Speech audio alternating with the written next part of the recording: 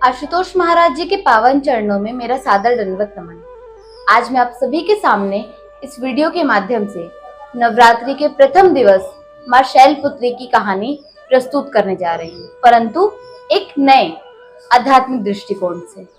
हम सभी को यह लगता है कि जो भी कहानियां हमें नवरात्रि की बताई जाती हैं या कोई भी कथा हमें सुनाई जाती है तो उनका केवल धार्मिक और बौद्धिक स्वरूप होता है, लेकिन नहीं, हर एक स्थिति का, हर एक कथा का एक आध्यात्मिक दृष्टिकोण होता है।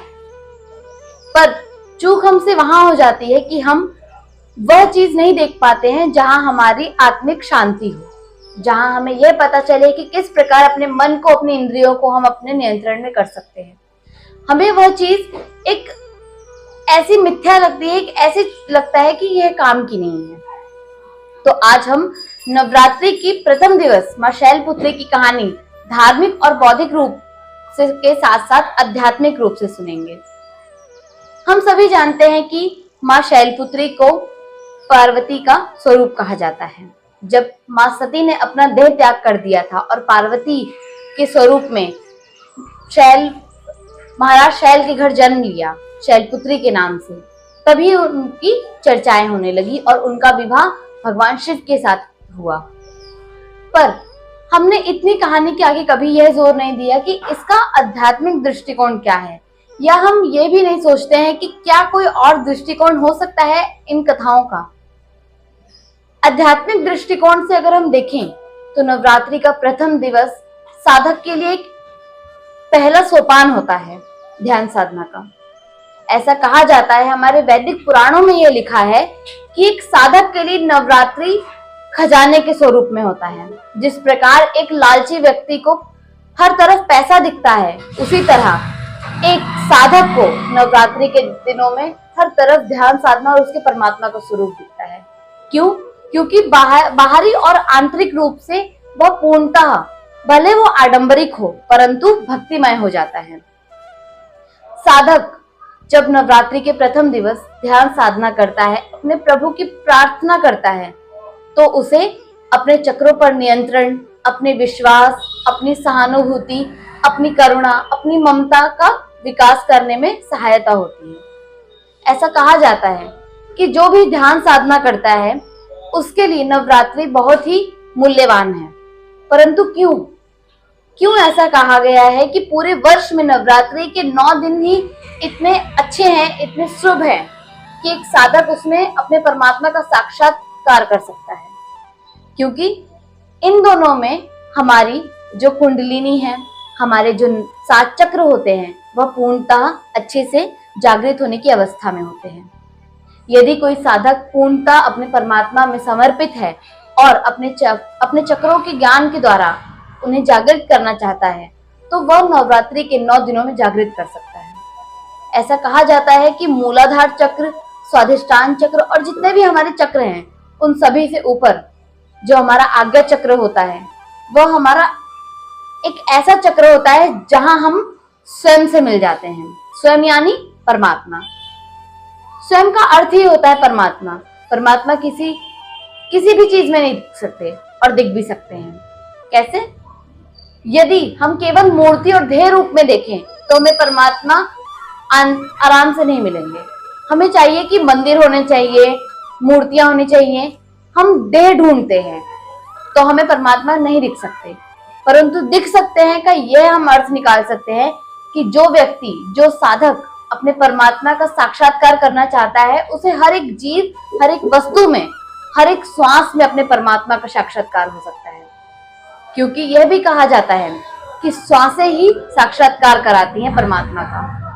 नवरात्रि का प्रथम दिवस मां शैलपुत्री के पूजन अर्चना के साथ साथ साधक के लिए बहुत ही मूल्यवान होता है, क्योंकि इस दिन साधक अपने आज्ञा चक्र को जागृत करने में सहायता प्राप्त करता है। मां शैलपुत्री सभी साधकों को यह आशीर्वाद भी प्रदान करते हैं कि वो साक्षात उस परमात्मा का दृष्टिकोण ले और पूरे समाज को सुधारे, ताकि जितने भी कुरीतियां, जितने भी बाह्य आडंबर चल रहे हैं, वो सभी समाप्त हो जाए। नवरात्रि में साधक अपने श्वासों पे जो ध्यान देता है, उससे उसे मां शैलपुत्री की साधना के साथ साथ परमात्मा का साक्षात्कार भी होता है। क्यों?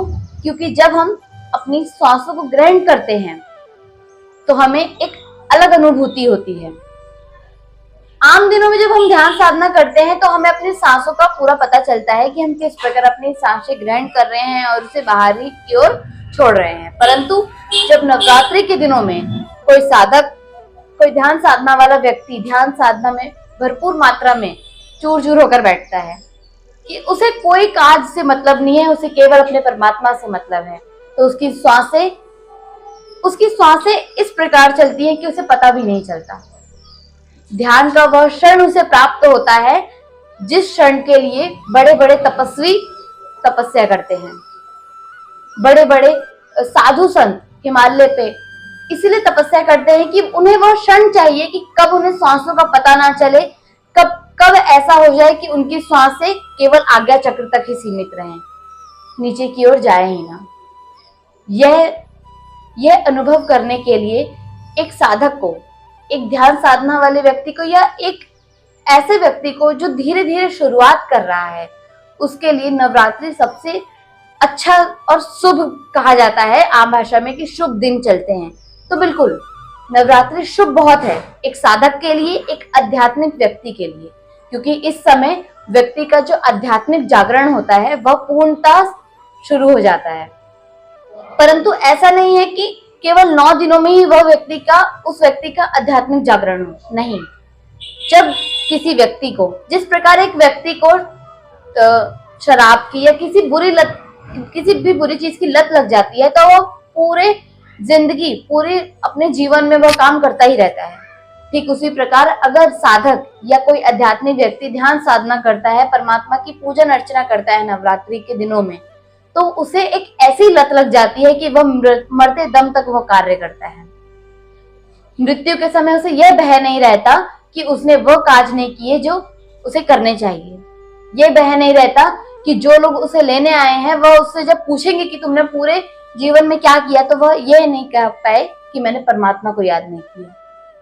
ध्यान साधना करना यह नहीं है कि, या पूजा अर्चना करना यह नहीं है कि हम घंटी या बाकी आडंबर करें। यह आडंबर भी नहीं कह सकते। इनसे हमें हमारी बाह्य शांति मिलती है और हमें एक पॉजिटिविटी या एक सकारात्मक ऊर्जा का उत्थान होता है। परंतु परमात्मा को वही व्यक्ति पाता है जो धूप और दीप स्वयं में जागृत करता है। वही साधक अपने परमात्मा का साक्षात्कार दर्शन कर पाता है जो अपनी श्वासों को ही ज्योति बना ले और उसी का दीपक अपने परमात्मा के लिए समर्पित कर दे। अंत में मैं अपनी बातों को यहीं विराम देना चाहूंगी। धन्यवाद।